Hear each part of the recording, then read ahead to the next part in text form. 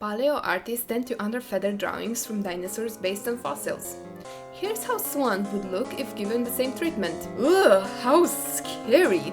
OP, how can you not add the best part of this tweet thread? Our world is full of animals with fatty bodies and all kinds of soft tissues unlikely to have survived in fossils. Here's how a baboon skeleton might be interpreted by a paleo artist who had never seen one. Ugh. T-Rex. Aww, a giant fluffy bird! By the way, we don't actually know if T-Rex had feathers. Maybe it did, maybe it didn't. You humans have yet to find any evidence pointing to the feathers, but that doesn't mean it's impossible. This reminds me of a book I'm reading called Motel of Mysteries. It's a fictional book that is happening in the future, where archaeologists are discovering an abandoned motel and seeing lots of everyday things and trying to figure out what they mean. It's a funny book to read since, to us, readers, the things are obvious. But to the characters in the book, well, let's just say they're religious. TV? Obviously part of a religious ceremony, and so on. It also has pictures. Stop using hospitals as horror settings. Fun alternative. Cruise ships. Cruise ships exploit workers and can pollute as much as 1 million cars on a daily basis, while dumping endless shit into the ocean and endangering all passengers on board because the onboard air quality rivals some of the most polluted cities in the world, while being a breeding ground for diseases. Cruise ships deserve to have negativity associated with them. Agreed. Cruise ships are so bad for the environment, much worse than traveling with a car or a plane. And if you know anything about cars and planes, is that they're both terrible pollutants, so the cruises being even worse? Yeah, you know it's bad.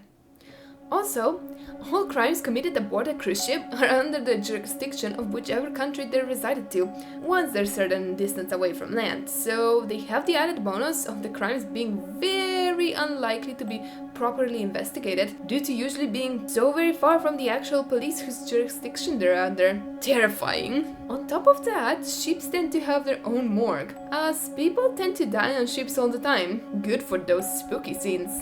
Plus, you can just leave a hospital. Good luck escaping a killer or a monster in a cruise while in the middle of the fucking ocean, being so far away from the land, even if nothing was stopping you. You're trapped. As the next cruise ship employee, let me give you some stuff to work with. Yes, please! Watertight doors. You get a special training video on interacting with these correctly because they will literally cut you in half if you try to go through them while they're closing. Holy now, that's scary! Freezer vaults for food can only get into these with the correct code, and they have very thick walls. Good luck if you get shut in one of these just after the round last of checks. Wait, so they don't have the just push door on the other side? That is so dangerous! There are cameras everywhere, except in the crew cabin corridors. Also, there are no windows down there, because unless you're an officer, you live below the waterline. Day and night have no meaning, because everything is the same, slightly unsettling yellow light. So, not just the regular horror, but also potential for psychological horror? Got it. Don't piss off the guys who deal with the trash. They have machines down there that can crush metal barrels. Thanks for the tip! As well as morgues, cruise ships usually have basic operating theater with all the attendant horrifying equipment in it. Masks? Props? Fake blood? One cigarette thrown carelessly in the wrong place will start a fire that will gut half the ship. Thankfully, I don't smoke. Can't say the same about a big chunk of you people though. When we're pitching side to side, the anchor swings out and then back in, striking the metal outer shell with a noise that shakes half the ship. People disappear overboard more often than you'd really want that to be a thing. Okay, I'm never going on a cruise. A lot of cruise ships now have theaters on board, usually towards the front, with all the potential for dark corners, creepy costumes, and electrical calamities you could want. And, as the OP says, you can't really escape a ship in the middle of the ocean, particularly during a storm, as then you can't even evacuate to lifeboats, unless the whole ship is going down. On the upside, being on board during a storm means most guests hide in their cabins, and the staff walks around like drunks, which would likely throw off a skilled murderer's plans. Unless, of course, the storm was a part of their plan, pretending to be stuff or something similar. Takes notes. You also have the bonus of corporate overlord who doesn't give a shit about anything but profits and can be reliably counted on to downplay any disaster in attempt to avoid publicity. Okay, yeah, wow. Now I really want to read a horror book about cruise ships. Surely there's one that exists. If anyone knows a good horror book about cruise ships, let me know in the comments and I might check it out. Now, after this horror post, let's read something more lighthearted. It has pictures on there. You like that, right? Too many girls around here are interested in reading. Pretty soon you'll start getting your own ideas and thinking, just like Belle. You see, this is the sort of thing I like, because especially at Disney, you don't want to really discourage any of those ideas. Like thinking, having your own ideas, but also have to stay in character. So you associate those ideas with the princess in the group. The one who the young girl is supposed to idolize. This is so smart. So while staying in character, Gaston can announce his displeasure for women who read, while also encouraging it in young girls by having a good association of Belle.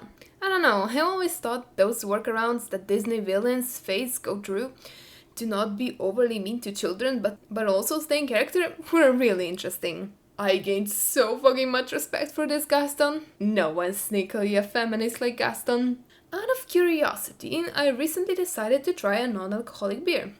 Since I go through an uncomfortable amount of water in a day, I tend to vary with drinks and beverages because when you have to consume your own weight in liquids to keep functional, you do get bored of the taste of water and also water flavorings. Decided to crack open the beer. My first thought was that damn, it really does taste like regular beer. Then I felt an instantaneous feeling of vague drowsiness washing over me, like on the second sip. Fucking hell, drunk on placebos on the job. This is the last thing I wanted. Yeah, placebos really are so weird. I actually remember once a YouTuber started to feel a bit drunk from just drinking water. Like, what? You humans and your placebos. I doubt I'll ever be able to comprehend that. Also, sometimes you can treat some illnesses with sugar pills because the body is like, you gave me medicine, I guess I'm supposed to heal now, and then it heals itself. Of course, it's not a cure for all, but still, crazy to think it works. Had a caffeine-free Coke and now I'm re-energized. Fascinatingly enough, being placebo caffeinated cancels out being placebo drunk. Well, if you ever get placebo drunk again, you know what to do. Who the fuck switched my trash can with a slightly worse trash can? Nowadays, so many Tumblr posts are just about Tumblr. We're running out of things to talk about. I switched my trash can with my neighbors today, because theirs is nicer. You! What if, instead of drops, rain fell all at once? Like a 2-inch thick sheet of water just goes twop, and then it's sunny again. Fun fact, this is what would happen if there were no air resistance, and it would actually come down so fast that it would kill us. Oh, indeed, no thank you, I'd rather keep air resistance. Plus, I really like rain, it's so calming, like some sort of a natural white noise. As a German kid, I used to wonder why our radio station likes to play the American national anthem so much, until a friend explained to me that Country Roads Take Me Home is not in fact your national hymn. Wait, do you Germans not have your own German version of Country Roads? That song came out like a month ago. How old are you? How are you posting from 1971? Oh, me thought little Nas did Country Roads. Oh no, wrong song, buddy. This post is like getting slapped across the face 4 times in a row in alternating directions. Your best friends are my best friends too. Such a nice sentiment, but what's up with the ceiling? I thought popcorn ceiling was bad. You got ice cream cone ceiling. Yes, cave course! Stalagmite queen! Jumping on the bed too high could be fatal. Steps on a pressure plate, and the ceiling starts lowering. Oh no. If fantasy genre reincarnation were real, i.e. the kind where everyone always reincarnates as humans and can recover most, if not all, previous life memories, humans would use it for such dumb shit, you guys.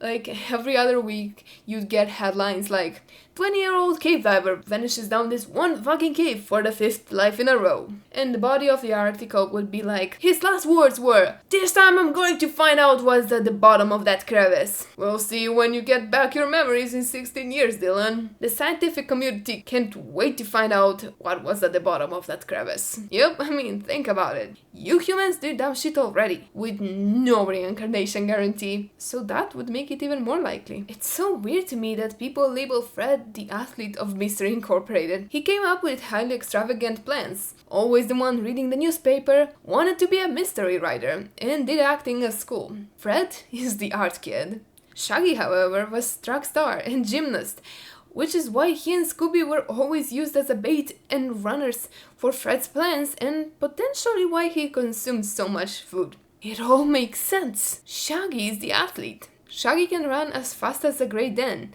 while carrying a Great Dane. Man is the fucking Olympic tier athlete. Speaking about the Olympics, did you know I made a video reacting to Olympic memes? Just click on the screen to watch it, and thank you for watching this video. With your help, I'll be back in hell in no time.